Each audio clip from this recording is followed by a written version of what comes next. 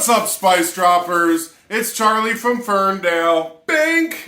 Anyway, two sandwiches that have really caught my eye lately are the Italian mozzarella sandwiches. Wendy's has one with a deep fried disc of mozzarella on top. Burger King has one. I tried them both. They're both really dry, really not gooey, chewy, nothing. So I'm gonna make my own. It's gonna be 10 times better. And with that, I get to make a chicken cutlet, which isn't really a thing in Michigan. I get them all the time when I'm in New York. All it is you cut a chicken breast in half, bread it, and fry it. Around here, they generally will fry the whole chicken breast, and it's not all flat and even and perfect. So the chicken cutlet's the way to go. So let's get to it. Alright, so first off, it's important to know that when I'm cooking Italian stuff like this, I don't really follow measurements. It's more to taste than anything. I'll do my best to say how much I'm putting in, but it might not be exact. Here, I got about 1.5 cups, 2 cups of panko breadcrumbs. To this breading, I am going to add some onion powder, 1/4 teaspoon of everything. I just want a little bit of flavor in this breading. I'm going to add some garlic powder. So we got the same amount of garlic and onion powder, a little bit of salt, maybe a large pinch of salt, a heavy amount of crushed pepper, and then I'll throw some dried oregano in there too. 1/2 teaspoon sounds right. And to top it all off, we're gonna grate some Parmesan cheese in there. I do have Parmesan Reggiano. Anytime you want Parmesan cheese, I would always use Parmesan Reggiano. I do want a generous amount of this in there too. We'll do like 1/4 cup in there. Now we're gonna mix this up. Mix it up real good. Get that cheese and pepper throughout. Cool. Then we come over here. And I'm just gonna dump it on this plate. Again, mix it up a little more if it's not mixed up already. Flatten that out. So we got that station ready. I got 2 eggs scrambled up here for the egg bath. And we're ready to go there. Now let's get this chicken together.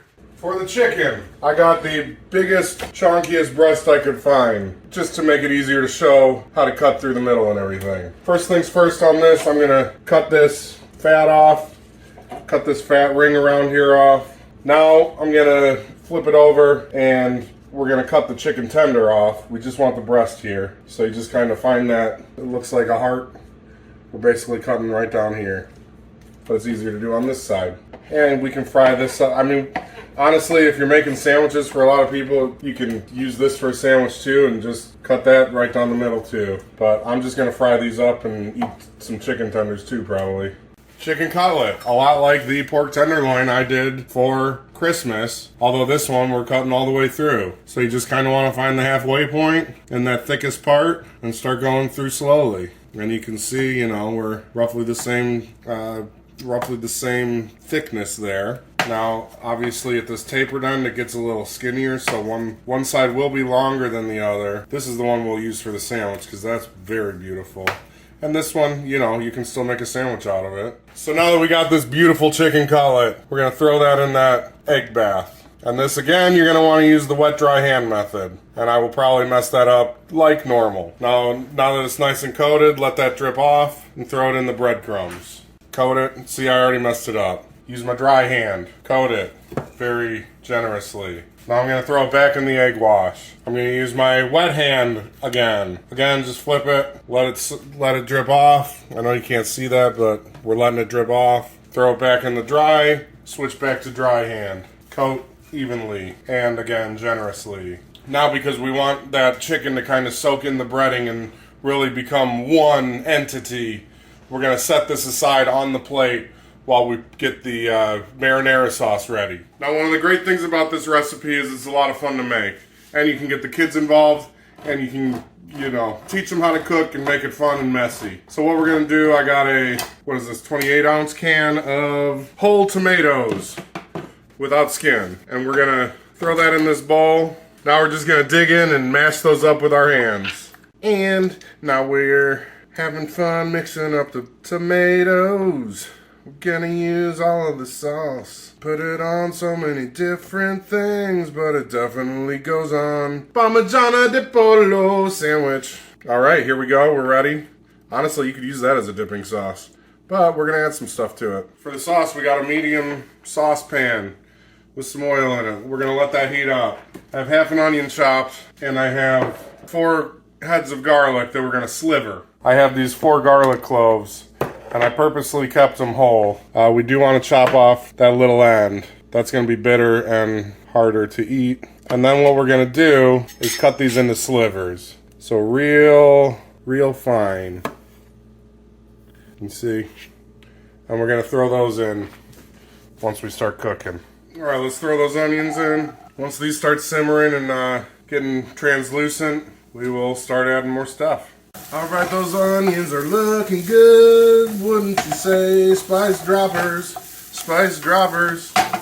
So I'm gonna throw in this sauce now. I want to get all the tomatoes in. I might not use all of the liquid in there, so I just want to make sure that all the tomatoes get in there. See, we can always add that later if needed. And I wanted to throw that in first so that when we throw this garlic in, it really keeps the flavor of that garlic in those chunks. Oregano, oregano. Now I like it hot, so you would probably just want a pinch of this if you didn't want it hot. I put probably 3 pinches in. Pepperty, pepperty, pepperty, pepperty. Salt, definitely can't forget the salt. I'm gonna put a generous amount of salt in this too. Really bring out that tomato sweetness. Speaking of sweetness, let's add some sugar. Not a ton of sugar, but we do want to brighten that up a little bit. You don't really need this. I'm honestly just adding tomato paste because I have this whole tube and I don't want it to go bad. But we do, now that that's in there, want to really mix that in and incorporate that with everything. All right, so I'm gonna let this simmer a bit. While that's getting ready too, we're gonna start heating up the cast iron skillet. We got peanut oil in there. We're gonna bring it to about 375 degrees so that we can fry the chicken cutlet. All right, we're just under 375 here, so I'm turning the heat down a little bit on that. Still got our simmer going here. Throwing this fresh Italian parsley, and I'm gonna let that sit on top for a little bit to kind of let those flavors soak out of it into the sauce. Now it's time to throw the chicken in here. I'm gonna throw this chicken cutlet in. Gently place it away from you so it doesn't splash on you. We're gonna let that cook probably about 4 or 5 minutes aside. Chicken needs to be 165 degrees internally. While that's cooking up, get my handy dandy tasting spoon out and let's try this sauce for the first time. That's good. I'm gonna add a little more salt and maybe a little more pepper. Taste don't waste, baby! So I'm gonna go ahead and flip this now. It's been about 4 minutes. And look what we have there. Look how good that looks. While that's getting ready, make sure to grab a plate with a paper towel on so we can rest it on here. And this is starting to bubble up nicely. So I'm gonna just stir in those last few ingredients. And we are about ready to rock and roll. All we gotta do is get the bread ready now once chicken's done. All right, that chicken is ready. We're gonna take that out, put that on this plate. Bring you over here to show you what we're doing with the bread. For the bread, again, I got this beautiful oval loaf of Italian bread. And I'm gonna cut it so that it's about the same size as the chicken we're using. So I'm gonna cut into a thicker part of the bread. And then we do want a pretty thick slice, about the size of, about the thickness of Texas toast, really. Now I'm gonna take a tablespoon of butter, put it in a bowl. I got some pre-minced garlic here I'm gonna throw in there as well. Don't need much of this. And then I will also throw some oregano in there. Put that in the microwave and let that melt. Now that that's melted up, we got some nice garlic butter. Take that garlic butter, just brush it on the bread. Got my baking sheet ready. Again, we got the bread buttered on this side. Put it down, we'll butter it on this side. Put a piece of bread on each side. Perfect. I got my oven preset to 400. Take the cutlet, put that in the middle. Now I got 2 different kinds of mozzarella cheese. I got a ball of the fresh mozzarella, uncut, because I'm going to cut it thicker than normal.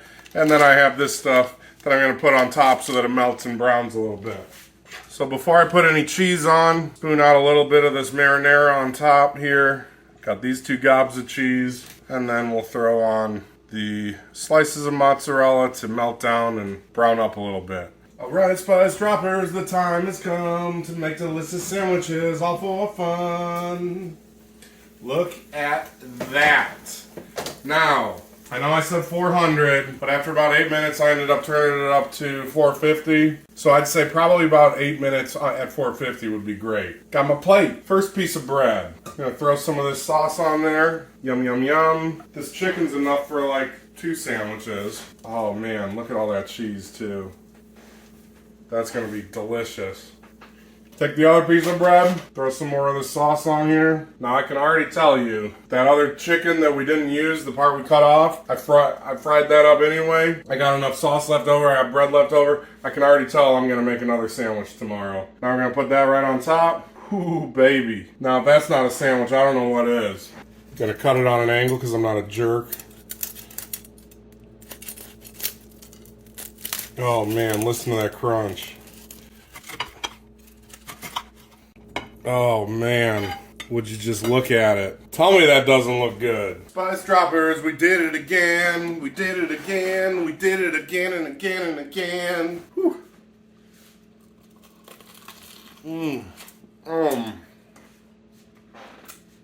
Look at all that food. There we go. That's the try I wanted. Oh man, so good. Spice droppers. Boom. Peace and love.